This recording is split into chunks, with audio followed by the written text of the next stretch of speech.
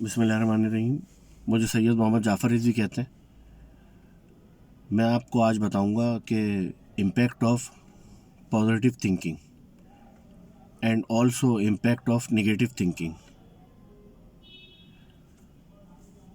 جن معاشروں میں ظلم، غربت، نفرت یہ جنم لیتی ہے،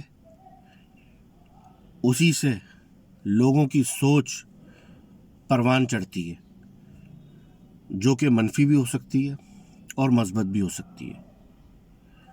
لیکن کمال یہی ہے ایسے معاشروں کے اندر رہ کر ہمیں پازیٹیو تھنکنگ جو ہے اس اپروچ کو فالو کرنا ہے. اس کے یہ آپ کے ساتھ اس طرح اٹیچ ہوتی ہے جس طرح انوائرمنٹ کے اندر ویوز ہیں. آپ نے چاہا تو انڈیا کی ٹیریٹری میں ان ہو گئے، آپ نے چاہا تو امریکہ کی ٹیریٹری میں ان ہو گئے تھرو انٹرنیٹ، آپ نے چاہا تو قرآن شریف کا ترجمہ لگا لیا، تو آپ نے چاہا تو کسی نگیٹو سائٹ پہ چلے گئے. یہ آپ کی ہی وش تو تھی، لیکن آپ چلے تو گئے. اس کے بعد اس کا امپیکٹ پازیٹیو چیز کا پازیٹیو آنا ہے، نگیٹو چیز کا نگیٹو آنا ہے. ایرسٹوٹل نے ایک بات کہی تھی کہ ہر ورڈ کے پیچھے ایک اسٹوری جنم لیتی ہے. اگر آپ کو یہ بات سمجھ نہ آئے تو آپ ایک لفظ جائیں کسی پھوپھی، خالہ، ماموں، چچا کے گھر پہ کہہ کے آ جائیں. اسٹوری نہیں، اسٹوریز جنم لیں گی، اور وہ اگر آپ دوپہر میں گئے تو شام تک ساری آپ کے سامنے ہوں گی. اور پھر اس کے اثرات، اگر صحیح بات کہی ہوگی آپ نے مثبت تو مثبت اثرات آنے، اور اگر نگیٹو کہی ہوگی تو ایسے نگیٹو آنے کہ پھر اللہ ہی رحم کرے آپ کے اوپر، بندہ تو نہیں کرے گا. بقول شاعر کے کتنے شیریں ہیں تیرے لب کے رقیب، کہ گالیاں کھا کے بے مزہ نہ ہوا، کیا یہ نمرود کی خدائی ہے، بندگی میں میرا بھلا نہ ہوا. خیر جانے دیجیے، کہیں اور چلے جائیں گے ہم ٹاپک سے. بیسیکلی ہر چیز کے اثرات ہیں.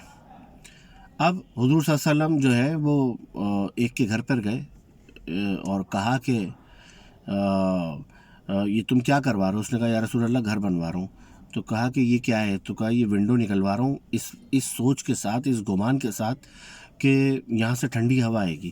تو حضور صلی اللہ علیہ وسلم نے کہا کہ خدا کی قسم اگر تم ایسا نہیں سوچتے تو قیامت تک یہاں سے ٹھنڈی ہوا نہیں آتی.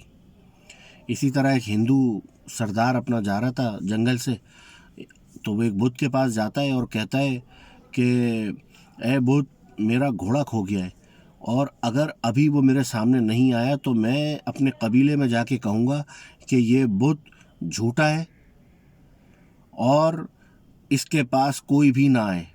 تو اچانک وہ دیکھتا ہے جھاڑیوں میں سے جو ہے وہ اس کا گھوڑا بھاگتا ہوا آ جاتا ہے اس کے پاس. قریبی صحابی ہوتے ہیں، وہ پریشان ہو جاتے ہیں، وہ تذبذب کی کیفیت میں آ جاتے ہیں، ایک بوجھ پیدا ہو جاتا ہے ان کے اوپر کہ یہ کیا ہو گیا. تو وہ حضور صلی اللہ علیہ وسلم کے پاس جاتے ہیں، کہتے ہیں یا رسول اللہ پورا ماجرا سناتے ہیں. تو حضور صلی اللہ علیہ وسلم کہتے ہیں کہ اللہ انسان کے گمان کے ساتھ چلتا ہے، اس کے ساتھ جیسا گمان ہوتا ہے ویسے چلتا ہے. تو ہمیں سوچ اچھی رکھنی چاہیے ہر حال میں. اب امریکنز ہیں، انڈینز ہیں، دی سیکریٹ آف لائف، انہوں نے ایک بک جو ہے وہ لکھی. تو کچھ انڈینز تھے وہاں پر، ان کو میں نے کہا کہ ہمارے قرآن میں تو اس کو ایک لفظ میں بیان کیا ہوا ہے کہ گمان اچھا رکھو، سوچ اچھی رکھو. پوری بک کے اندر صرف یہی ہے کہ ایک لڑکی نے سوچا کہ آج مجھے میری پارکنگ خالی ملے گی، تو اسے پارکنگ خالی ملی.